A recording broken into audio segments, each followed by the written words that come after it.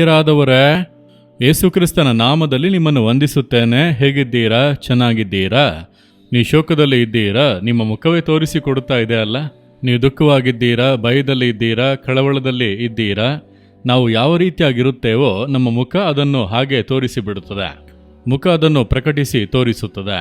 ಒಳಗಿನ ಸೌಂದರ್ಯ ಮುಖದಲ್ಲಿ ಕಾಣುತ್ತದೆಂಬುದಾಗಿ ಹೇಳುತ್ತಾರೆ. ಸತ್ಯವೇದದಲ್ಲಿ ಒಂದು ಸುಂದರವಾದಂಥ ವಾಕ್ಯ ಇದೆ. 1 ಸಮುವೇಲನು 16:7 ದೇವರು ಹೇಳುತ್ತಾರೆ, ಯೆಹೋವನು ಮನುಷ್ಯರಂತೆ ಹೊರಗಿನ ತೋರಿಕೆಯನ್ನು ನೋಡದೆ ಹೃದಯವನ್ನೇ ನೋಡುವವನಾಗಿದ್ದಾನೆ. ದೇವರೇ ಹೇಳುತ್ತಾರೆ, ಮನುಷ್ಯರು ಹೊರಗಿನ ತೋರಿಕೆಯನ್ನು ನೋಡುವರು, ಆದರೆ ನಾನು ನಿನ್ನ ದೇವರಾಗಿರುವಂಥ ಕರ್ತನು ನಿನ್ನ ಹೃದಯವನ್ನು ನೋಡುವೆನು. ಈ ಹೃದಯದಲ್ಲಿ ಮರೆಯಾಗಿರುವಂಥ ಕಾರ್ಯಗಳೆಲ್ಲ ಆತನಿಗೆ ಗೊತ್ತು. ಆತನಿಗೆ ಮರೆಯಾದದ್ದು ಯಾವುದೂ ಇಲ್ಲ. ನಿಮ್ಮ ಹೃದಯದಲ್ಲಿ ಏನಿದೆ, ನೀವು ಮನಸ್ಸಿನಲ್ಲಿ ಏನು ಅಂದುಕೊಳ್ಳುತ್ತಾ ಇದ್ದೀರಿ, ಎಲ್ಲವೂ ಕೂಡ ಆತನಿಗೆ ಗೊತ್ತು.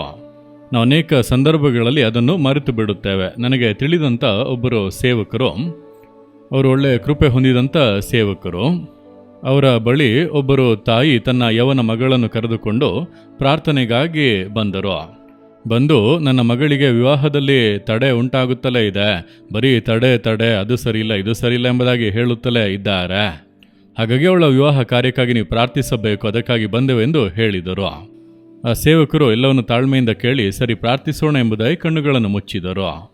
1 ನಿಮಿಷ ಕಣ್ಣುಗಳನ್ನು ಮುಚ್ಚಿ ಪ್ರಾರ್ಥಿಸಿ, ನಿಮ್ಮ ಮಗಳಿಗೆ ಆಗಲೇ ವಿವಾಹ ಆಗಿದೆ ಅಲ್ಲ, ಮತ್ತೆ ಯಾಕೆ ಪ್ರಾರ್ಥಿಸಲು ಹೇಳುತ್ತೀರಿ ಎಂಬುದಾಗಿ ಕೇಳಿದರು. ಆ ತಾಯಿ ಹಾಗೆ ನಡುಗಿ ಬಿಟ್ಟರು. ಇಲ್ಲ ಈಗ ತಾನೇ ಓದನ್ನು ಮುಗಿಸಿ ಕೆಲಸ ಮಾಡುತ್ತಾಳೆ, ಇನ್ನು ವಿವಾಹವಾಗಲಿಲ್ಲ, ನಾವು ಕೆಲ ವರ್ಷಗಳಾಗಿ ಪ್ರಯಾಸ ಪಡುತ್ತಾ ಇದ್ದೇವೆ, ಯಾವುದು ಕೂಡ ಸಫಲವಾಗಲಿಲ್ಲ, ಇವಳು ಕೂಡ ಯಾವುದನ್ನು ಒಪ್ಪುತ್ತಾ ಇಲ್ಲ ಎಂಬುದಾಗಿ ಹೇಳಿದರು. ಆ ಸೇವಕರು ಹೇಳಿದರು, ಇಲ್ಲ, ದೇವರು ಹೇಳುತ್ತಾರೆ ನಿಮ್ಮ ಮಗಳಿಗೆ ಮದುವೆ ಆಗಿದೆ. ಅವರು ಇನ್ನೂ ಕೂಡ ಗಾಬರಿ ಆದರು. ಏನು ಹೇಳುತ್ತೀರಿ? ನಮ್ಮ ಮಗಳಿಗೆ ಇನ್ನೂ ಕೂಡ ಮದುವೆ ಆಗಿಲ್ಲ, ಹೇಗೆ ಮದುವೆ ಆಗಿದೆ ಎಂಬುದಾಗಿ ಹೇಳುತ್ತೀರಿ? ಆಗ ಸೇವಕರು ಹೇಳಿದರು, ನಿಮ್ಮ ಮಗಳ ಬಳಿಯಲ್ಲಿ ಕೇಳಿರಿ. ಆಗ ಈ ತಾಯಿ ತನ್ನ ಮಗಳನ್ನು ನೋಡಿದರು. ಅವಳು ತಲೆ ತಗ್ಗಿಸಿಕೊಂಡು ಅಳುತ್ತಾ ಇದ್ದಾಳೆ. ಆಗಲೇ ರಹಸ್ಯ ಬಹಿರಂಗವಾಯಿತು. ಮನೆಗೆ ತಿಳಿಯದೆ ಅವಳು ಒಬ್ಬನೊಂದಿಗೆ ರಿಜಿಸ್ಟರ್ ಮ್ಯಾರೇಜ್ ಮಾಡಿಕೊಂಡು ಅವನೊಂದಿಗೆ ಬಾಳುತ್ತಾ ಇದ್ದಾಳೆ. ಮನೆಯಲ್ಲಿ ಒಳ್ಳೆಯ ಹುಡುಗಿಯಂತೆ ಬೆಳಗ್ಗೆ ಕೆಲಸಕ್ಕೆ ಹೋಗುತ್ತಾಳೆ, ಸಂಜೆ ಬರುತ್ತಾಳೆ, ಫ್ರೆಂಡ್ ಮನೆಗೆ ಹೋಗುತ್ತೇನೆಂದು ಹೋಗುತ್ತಾಳೆ. ತನ್ನ ಹೆತ್ತವರನ್ನು ವಂಚಿಸಿಕೊಂಡು ಒಂದು ಜೀವಿತ ಜೀವಿಸುತ್ತಾ ಇದ್ದಳು. ಆದರೆ ದೇವರನ್ನು ಏಮಾರಿಸಲು ಸಾಧ್ಯವ? ದೇವರ ಸಮ್ಮುಖಕ್ಕೆ ಬಂದಾಗ ದೇವರ ರಹಸ್ಯವನ್ನು ಬಹಿರಂಗ ಪಡಿಸಿದರು. ಆತನಿಗೆ ಮರೆಮಾಡಲು ಸಾಧ್ಯವ? ಆತನಿಗೆ ಎಲ್ಲವೂ ಕೂಡ ಗೊತ್ತು. ಅದಕ್ಕೆ ದೇವರು ಹೇಳುತ್ತಾರೆ, ಮನುಷ್ಯನು ಹೊರಗಿನ ತೋರಿಕೆಯನ್ನು ನೋಡುತ್ತಾನೆ, ಕರ್ತನಾಗಿರುವ ನಾನು ನಿನ್ನ ಹೃದಯವನ್ನು ನೋಡುವ ದೇವರು. ನಮ್ಮ ಹೃದಯದಲ್ಲಿ ಏನೆಲ್ಲ ಮರೆಯಾಗಿದೆ ಎಲ್ಲವೂ ಕೂಡ ದೇವರಿಗೆ ಗೊತ್ತು. ಆದ್ದರಿಂದ ನಾವು ದೇವರ ಮುಂದೆ ಹೃದಯವನ್ನು ತೆರೆದು ಮಾತನಾಡಬೇಕು.